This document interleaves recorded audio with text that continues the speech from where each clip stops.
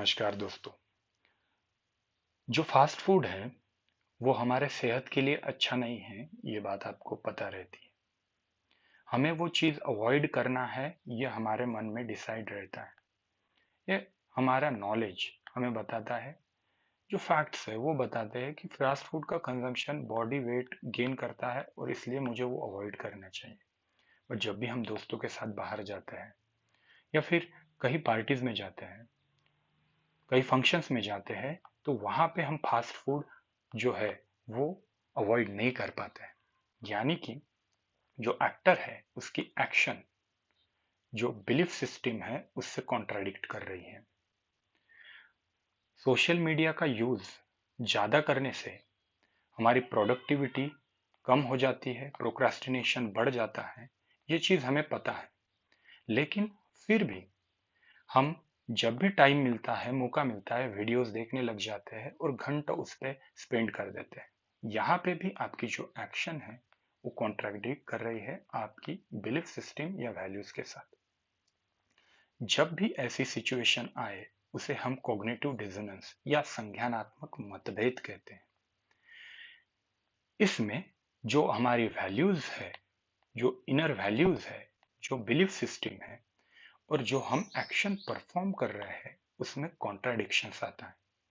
Because of this contradiction जो actor है वो साइकोलॉजिकल डिस्कम्फर्ट में चला जाता है। तो इस समय एक्टर हमेशा मोटिवेटेड रहता है कि वो ये डिस्कम्फर्ट कैसे कम कर पाए।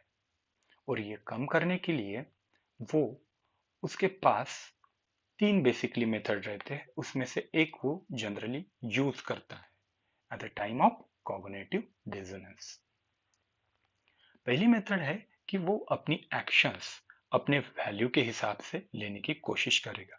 जब भी पार्टीज में जाने की या फिर बाहर दोस्तों के साथ घूमने की बारी आती है, तब भी वो अपने वैल्यूज को या बिलीफ सिस्टम को प्रायोरिटी देते हुए फास्ट फूड अवॉइड करेगा।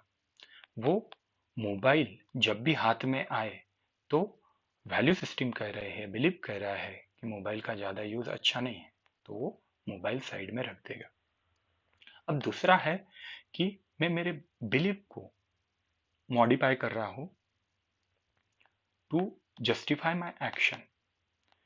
यहाँ पे मैं फास्ट फूड का कंजम्पशन कर रहा हूँ, लेकिन ये हमेशा करते रहना चाहिए, इसलिए मैं मेरे बिलीफ सिस्टम में ये बात डाल रहा हूँ कि फास्ट फूड का कंजम्पशन ऐसा प्रूवन नहीं है कि उसके वजह से आपको कोई धोखा है, आपके बॉडी को कोई या हेल्थ को कोई धोखा है। अगर मेरा ये बिलीफ सिस्टम रहा तो मैं जो एक्शन ले रहा हूँ फास्ट फूड खाने की, या फिर मैं एक्शन ले रहा हूँ ज़्यादा मोबाइल यूज़ करने की,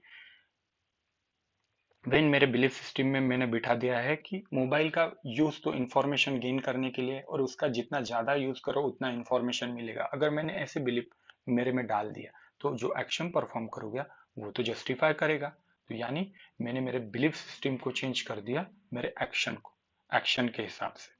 अब तीसरी चीज जो है मैं करना चाहूंगा या एक्टर कोई भी करना चाहेगा वो है, और ज्यादातर हम सब लोग यही फॉलो करते हैं कि जस्टिफिकेशन देते हैं। कई बार गलती हो जाती है, आपको पता है मेरे वैल्यू सिस्टम में ऐसा नहीं है, झूठ बोलना मेरे वैल्यू सिस्टम में नहीं है, फिर भी मैंने बोला तो मैं जस्टिफाई करूंगा वो चीज। यही चीज यहाँ पे हो रही है। फास्ट फूड मैंने खाया, फिर मैं बताऊंगा कि यार, मन को ही समझाऊंगा कि यार मेरे वैल्यू सिस्टम या बिलीफ सिस्टम तो बता रहा है ये डेंजर है, लेकिन वो कभी कभी चल जाता है। यानी मैं मेरे एक्शन को भी सपोर्ट कर रहा हूँ और मेरे बिलीफ सिस्टम को भी एट ए टाइम सपोर्ट कर रहा हूँ। तो जस्टिफिकेशन दे रहा हूँ कि एक्शन को वो कभी कभी चल जाता है। मोबाइल पे 1-2 घंटे 3 घंटे मैंने स्पेंड कर दिए, वो भी चल जाता है। ये सब बातें हम करते हैं जब हम जस्टिफिकेशन देने लगते हैं हमारे एक्शंस को। तो ये चीज क्यों इंपॉर्टेंट है? कॉग्निटिव डिसोनेंस ये इंपॉर्टेंट पार्ट है हमारे एटीट्यूड फॉर्मेशंस में।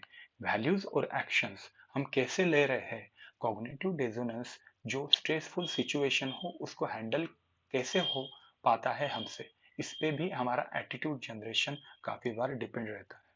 जीएस इथिक्स पेपर 4 में इस कंसेप्ट का पता होना हमें जरूरी रहता है। दोस्तों, आपको ऐसे ही छोटी छोटी टर्म्स अगर समझना है तो आप मुझे बता सकते हो। मैं आपके लिए ऐसे ही इंटरेस्टिंग वीडियोस लेकर आता रहूँगा। तो आप जस्ट मुझे बताते रहिए और लाइक, फॉलो, शेयर और सब्सक्राइब कीजिए मेरे चैनल को। Thank you for watching.